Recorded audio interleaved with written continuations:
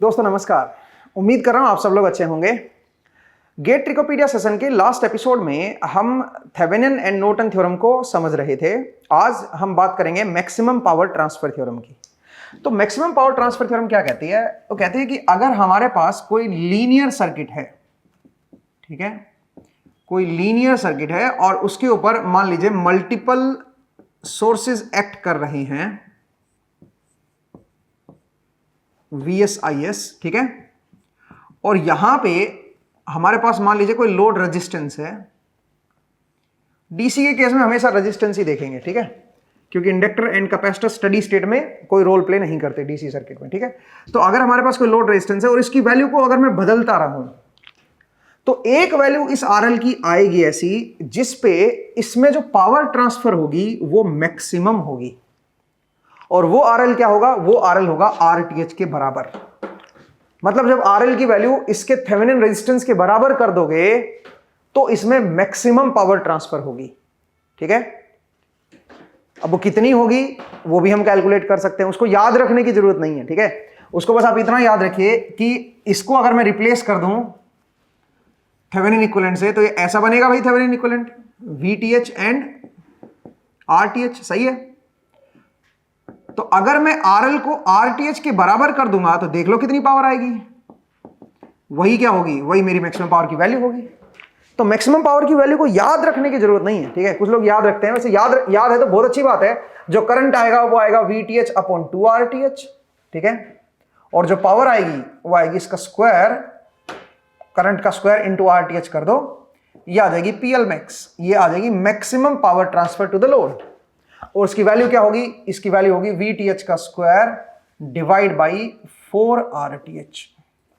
ये maximum power की value होगी जो लोड को ट्रांसफर होगी, ठीक है। इस तरह से आप कैलकुलेट कर सकते हो। कहानी बड़ी सिंपल है, ठीक है।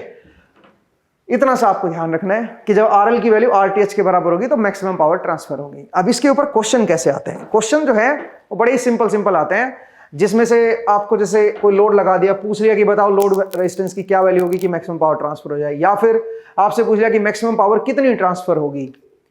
इस तरह के क्वेश्चन जो है वो पूछे जाते हैं, बट इसमें और भी बढ़िया लेवल के क्वेश्चंस बन सकते हैं। लेकिन मैं आपको एक और पॉइंट याद दिलाना चाहूंगा। आप ये भी कह सकते हो कि मैक्सिमम पावर ट्रांसफर होने के लिए जरूरी है कि यहां की जो वोल्टेज होनी चाहिए वो VTH/2 होनी चाहिए। यहां की जो वोल्टेज आनी चाहिए वो VTH/2 आनी चाहिए।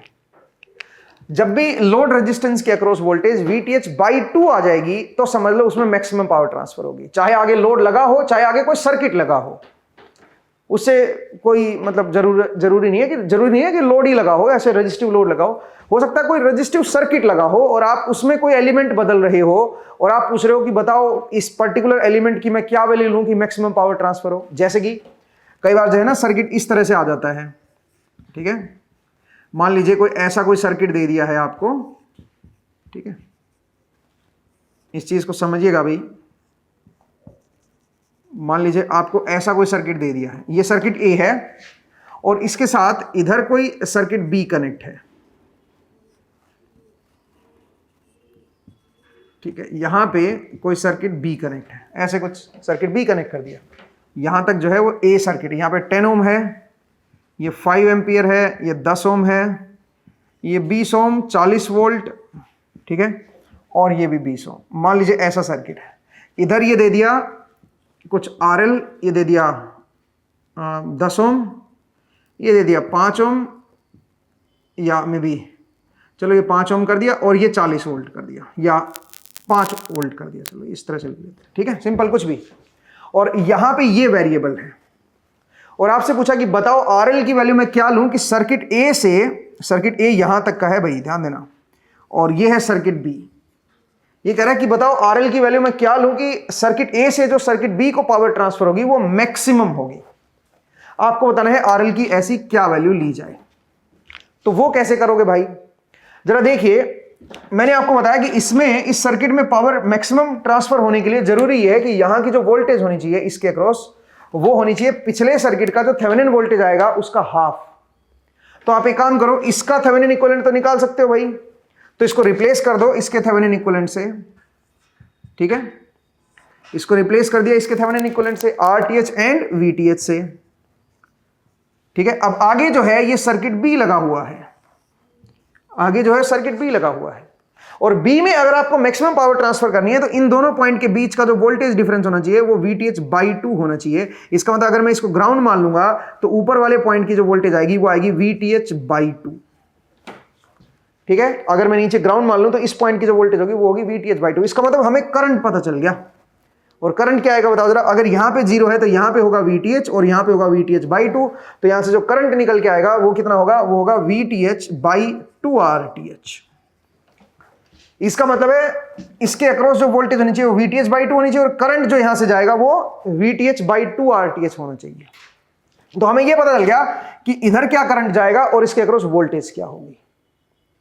अब अगर आपको इसके अक्रॉस वोल्टेज पता चल गई है, नीचे वाला तो ग्राउंड है, तो यहां की वोल्टेज आपको पता चल गई है, और पीछे से जो करंट आ रहा है वो भी पता चल गया है।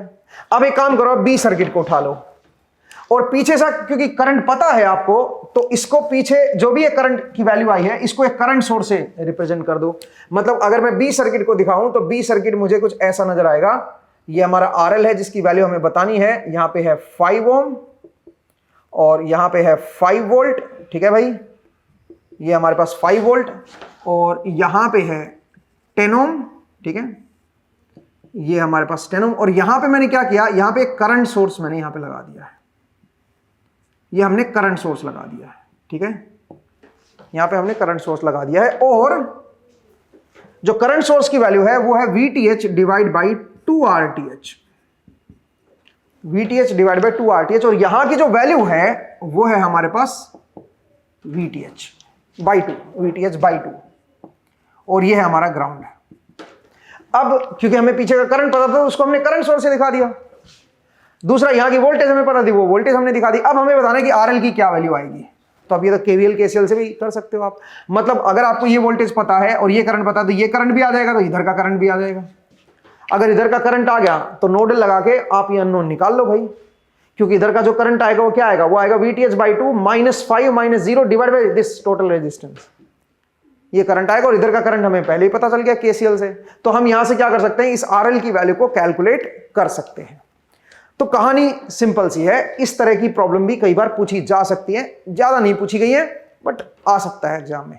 तो आपको यह पता होना चाहिए कि भाई अगर कोई सर्किट भी आ जाए इधर कोई, ठीक है, अगर मान लीजिए 2 सर्किट है, एक सर्किट ए है और एक मान लीजिए सर्किट बी है, ठीक है, और दोनों कनेक्टेड हैं, दोनों लीनियर हैं, ठीक है, और इनमें सोर्सेज कनेक्ट है, इंडिपेंडेंट सोर्सेज। तो अब जरा देखिए, अगर मैं चाहता हूं कि ए से बी को मैक्सिमम पावर ट्रांसफर हो तो यहां पे जो वोल्टेज आनी चाहिए वो आनी चाहिए VTH/2, और यहां पे जो करंट आना चाहिए वो आना चाहिए VTH/2 RTH। ये करंट यहां पे आना चाहिए। तो आपको क्या करना है, इससे पीछे वाले को रिप्लेस कर दो एक करंट सोर्स है जिसकी वैल्यू है ये, और इस टर्मिनल की वोल्टेज जो है वो आप VTH/2 लिख दो, और फिर आगे वाले सर्किट को केवल बी को सोल्व कर लो, बी में जो अननोन पूछा गया है उसको कैलकुलेट कर लो, ठीक है। मुझे उम्मीद है आपको समझ आया कि कैसे इस तरह की प्रॉब्लम को अप्रोच करना है और कैसे हम इजीली सोल्व कर सकते हैं इस तरह की प्रॉब्लम को। चलिए आगे बढ़ते हैं और भी जरा देखते हैं कि मैक्सिमम पावर ट्रांसफर पे किस तरह की प्रॉब्लम पूछी जाती है। वैसे तो जो हमने अभी तक कवर किया है उसी में आपका सारा कवर हो जाता है, उसी में आपकी सारी प्रॉब्लम्स जो हैं वो आ जाती हैं, लेकिन कई बार जो है ये भी पूछ लेते हैं कि भाई कोई सर्किट दे दिया है और उसमें यह दे रखा है कि भाई जब आरएल की वैल्यू जो है 100 ओम होगी या 10 ओम होगी तो मैक्सिमम पावर ट्रांसफर होगी। तो PL will be equal to क्या हो जाएगा, PL मैक्स। ये आपको दे दिया है। इसका मतलब ये क्या जानना चाह रहा है बताइए, ये क्या बताना चाह रहा है, ये बताओ। इस इंफॉर्मेशन के साथ ये क्या बताना चाह रहा है? इस इंफॉर्मेशन के साथ ये बताना चाह रहा है कि इस सर्किट का जो थेवेनिन इक्विवेलेंट है, जो थेवेनिन रेजिस्टेंस है, वो 10 ओम है। ठीक है, ये है VS, ये है IS। ठीक है, ये कह रहा है अगर RL की 10 ओम वैल्यू रख लूंगा तो PL की वैल्यू PL मैक्स पे आएगी, मैक्सिमम पावर इसको ट्रांसफर हो जाएगी। ठीक है, और VS की वैल्यू दे रखी है आपको 10 वोल्ट और IS की वैल्यू दे रखी है मान लीजिए 5 एम्पियर। तो इसको मैक्सिमम पावर ट्रांसफर हो जाएगी अगर RL की वैल्यू मैंने 10 ओम रखी तो। ठीक है, अब यहां से हमें यह पता चल गया कि इस सर्किट का इन दोनों पॉइंट से देखने पे जो इधर का जो थेवेनिन रेजिस्टेंस नजर आएगा वो 10 ओम नजर आएगा। ठीक है, अब इसके साथ और भी प्रॉब्लम को वो मॉडिफाई कर सकता है, लेकिन आप देखिए जो इंफॉर्मेशन दे रखी है उससे हमें क्या पता चल रहा है। ठीक है, अगर आपको यह भी दे देता कि भाई RL की वैल्यू 5 ओम है तो I की जो वैल्यू है वो है 2 एम्पियर, ये भी आपको दे दिया है कि RL की वैल्यू अगर 5 ओम ले लूं तो यहां पे जो करंट आएगा I नॉट, उसकी वैल्यू जो आएगी वो 2 एम्पियर आएगी। ठीक है, आपको बताना है इस सर्किट का VTH क्या होगा, मतलब इस तरह की प्रॉब्लम आ सकती है। तो आप देखो पहले ये जो इंफॉर्मेशन दे रखी है इससे हमें पता चल गया कि पुराने वाले पिछले सर्किट का RTH जो है वो है 10 ओम। अब हमें पिछले सर्किट का VTH नहीं पता, तो VTH हम कैसे कैलकुलेट करेंगे, दूसरी इंफॉर्मेशन से। और दूसरी इंफॉर्मेशन है कि अगर मैं यहां पे 2 ओम का रेजिस्टेंस लगा दूंगा, अगर 2 ओम का रेजिस्टेंस मैं यहां पे लगा दूंगा, सॉरी 5 ओम का रेजिस्टेंस लगा दूंगा, तो करंट जो है वो कितना आएगा बताओ जरा। 5 ओम का अगर मैं रेजिस्टेंस लगाता हूं तो करंट जो है वो 2 एम्पियर का आएगा। तो इसका मतलब VTH की वैल्यू कितनी होगी, 30 वोल्ट। तो यहां से हमें यह भी पता चल गया कि VTH क्या होगा। ठीक है, यहां से हमें यह पता चल गया कि VTH क्या होगा। तो आप देखिए कई बार इस तरह की प्रॉब्लम आ जाती है, मैक्सिमम पावर ट्रांसफर थ्योरम की हेल्प से आप प्रॉब्लम को और बेहतर तरीके से समझ सकते हो, उसको सोल्व कर सकते हो। और ऐसे क्वेश्चन PYQ में पूछे गए हैं। ठीक है, और भी कई तरह के क्वेश्चंस इस पे फ्रेम किए जा सकते हैं। जरा देखिए कैसे कैसे प्रॉब्लम, जरा देखिए। अगर मैं आपसे बोलूं कि भाई ये कोई सर्किट दे रखा है जिसमें VS और IS की वैल्यू दे रखी है, इधर है मेरे पास RL और यहां पे है मेरे पास PL, power transfer to the load, और उसका जो ग्राफ दे रखा है वो आपको कुछ इस तरह का गिवन है। ठीक है, इस तरह का ग्राफ आपको दे रखा है। यहां पे वैल्यू दे रखी है कि ये 10 है या कुछ भी लगा लो 20 है, ऐसे दे दिया, मान लीजिए कोई सर्किट दिया हुआ है। ठीक है, और ये 20 दे दिया है, और आपको ये दे दिया कि 20 पे जो वैल्यू है PL मैक्स की, मतलब जो PL की, वो है मान लीजिए 320 वॉट, ये दे दिया है। ठीक है, अब ये कह रहा है कि जो पावर है यहां पे वो है 160 वॉट। आपको बताना है ये 160 वॉट 2 RL पे होगी, एक RL मिन पे और एक RL मैक्स पे, एक 20 से छोटे वाले रेजिस्टेंस पे और एक 20 से बड़े वाले रेजिस्टेंस। अगर मैं लोड की वैल्यू को 20 से छोटा कर दूं या 20 से बड़ा कर दूं तो 2 पॉसिबल वैल्यू ऐसी होंगी जहां पे पावर ट्रांसफर जो होगी लोड में वो 160 वोल्ट होगी। आपसे पूछ सकता है वो दोनों रेजिस्टेंस की वैल्यू बताओ क्या होगी। इस रेजिस्टेंस को मैं R1 बोल रहा हूं, इसको मैं R2 बोल रहा हूं, तो R1 और R2 पूछ सकता है आपसे। अभी कैसे कैलकुलेट करोगे भाई, जरा देखिए यहां से क्या समझ आ रहा है अपने को। यहां से ये समझ आ रहा है कि 20 ओम पे मैक्सिमम पावर ट्रांसफर हो रही है, और मैक्सिमम पावर ट्रांसफर की वैल्यू भी दे दी है, कितनी, 320 वोल्ट। इसका मतलब जो करंट रहा होगा जब ये 20 ओम लोड लगा होगा उस टाइम जो इसमें करंट आया होगा वो 4 एम्पियर आया होगा। ठीक है, तो इसका मतलब है अगर मैं इस सर्किट का थेवेनिन इक्विवेलेंट बना दूं RTH एंड VTH, अगर मैं ऐसे बना दूं, तो देखिए ये हमारे पास RTH और ये है VTH, अगर मैं इसका थेवेनिन इक्विवेलेंट इस तरह से बना दूं तो RTH तो हमें यहां से पता ही चल गया भाई 20 ओम है। ठीक है, यहां से हमें पता चल गया कि 20 ओम अगर RL की वैल्यू रखूंगा मैक्सिमम पावर ट्रांसफर होगी, इसका मतलब RTH 20 है। दूसरा हमें यह भी पता चल गया कि अगर मैं लोड की वैल्यू को 20 रख रहा हूं तो करंट कितना आ रहा है, करंट आ रहा है 4 एम्पियर, तभी तो पावर 320 वोल्ट आएगी, करंट आ रहा है 4 एम्पियर। ठीक है, तो यहां से हम VTH को भी निकाल सकते हैं, और VTH की वैल्यू क्या होगी बताओ जरा, 160 वोल्ट। KVL लगा के आप यहां पे VTH की वैल्यू लिख सकते हो 160 वोल्ट। अब ये कह रहा है कि मुझे पावर ट्रांसफर करनी है 160 वोल्ट, मतलब मैं इस रेजिस्टेंस की क्या वैल्यू लूं। अब देखो ये नोन हो चुका है और ये भी नोन हो चुका है। अब ये कह रहा है मैं RL की क्या वैल्यू लूं कि इसमें 160 वोल्ट पावर जाए। अब 160 वोल्ट जाने का मतलब करंट कितना होना चाहिए भाई? आप जानते हो कि करंट का स्क्वायर इंटू RL जो होता है वही 160 होना चाहिए भाई, ये दे रखा है ना। तो इसका मतलब करंट की वैल्यू क्या होनी चाहिए? फिर करंट की वैल्यू होनी चाहिए 160 डिवाइड बाई RL और इसका रूट, ये आपका करंट होना चाहिए भाई, सीधी बात है। अगर करंट की वैल्यू ये होगी तो RL जो है वो इतना आएगा ना भाई, बोलिए। करंट की वैल्यू ये होगी तो इसमें पावर ट्रांसफर जो है वो 160 वोल्ट होगी, सही बात है। तो करंट की वैल्यू हमारे पास आ गई। अब यहां पे क्या करेंगे? केवीएल लगाएंगे भाई। केवीएल कैसे लगाओगे बताओ? 160 minus 20i minus i into RL equal to 0। KVL लगा दिया और यहां पे i की वैल्यू पुट कर दो RL की टर्म्स में और RL की वैल्यू कैलकुलेट कर लो भाई। तो RL की दो वैल्यू आ जाएंगी आपके पास, समझ आया? तो इस तरह से भी आप जो है प्रॉब्लम्स को सोल्व कर सकते हो और इस तरह से प्रॉब्लम को सिंप्लीफाई कर सकते हो, मैक्सिमम पावर ट्रांसफर थ्योरम की प्रॉब्लम्स, ठीक है। तो ज्यादा दम होता नहीं है प्रॉब्लम्स में, सिंपल ही होती हैं। बस आप ये देखो कि क्या दे रखा है, क्या आपको कैलकुलेट करना है, दोनों में क्या रिलेशन है, ठीक है। और जब ये जो थ्योरम आती है ना, जो मैक्सिमम पावर ट्रांसफर थ्योरम आ गई या फिर आपकी थेवेनिन नॉर्टन, ये सारी एक ही थ्योरम है, ये थेवेनिन नॉर्टन से ही जुड़ी रहती हैं। आपको थेवेनिन इक्विवेलेंट कैलकुलेट करना होता है और उससे आगे फिर आगे सोल्व करना होता है, ठीक है। तो कई बार इस तरह की प्रॉब्लम्स भी पूछ ली जाती हैं, ग्राफिकल जो है। हालांकि इस तरह की प्रॉब्लम ज्यादा नहीं पूछी गई है। ज्यादातर प्रॉब्लम जो आप देखोगे पीवाईक्यू में वो बहुत ही बेसिक लेवल की प्रॉब्लम है। आपसे पूछा गया कि बताओ लोड रेजिस्टेंस की क्या वैल्यू लूं कि मैक्सिमम पावर ट्रांसफर हो, ठीक है। या फिर आपको मैक्सिमम पावर ट्रांसफर की वैल्यू दे दी है, आपसे कुछ अननोन रेजिस्टेंस पूछ लिया है। इस तरह की प्रॉब्लम्स जो होती हैं वो ज्यादातर पूछी जाती हैं। वैसे तो डिफिकल्टी कितने भी आप इसमें इंट्रोड्यूस कर सकते हो, डिफिकल्ट से डिफिकल्ट लेवल तक जा सकते हो, बट असल में जो पूछा जाता है वो यही होता है, ठीक है। मुझे उम्मीद है आपको ये समझ आया कि किस तरह से मैक्सिमम पावर ट्रांसफर थ्योरम पे क्वेश्चंस आपसे पूछे जाते हैं पीवाईक्यू। तो पीवाईक्यू के रेस्पेक्ट में ही चीजों को मैं करवा रहा हूं, ठीक है ना। अब बात करते हैं रेसिप्रोसिटी थ्योरम की, ठीक है। रेसिप्रोसिटी थ्योरम देखिए क्या कहती है। रेसिप्रोसिटी थ्योरम,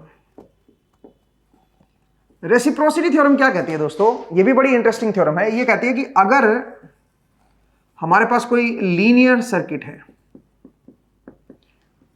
और यहां पे मान लीजिए कोई ऐसे लोड रेजिस्टेंस लगा हुआ है, ठीक है। लोड भी लीनियर होना चाहिए, ठीक है। और यहां पे मान लीजिए मैंने कोई सोर्स लगा दिया, वोल्टेज सोर्स Vs, और ये करंट आपको दे दिया I0, ठीक है।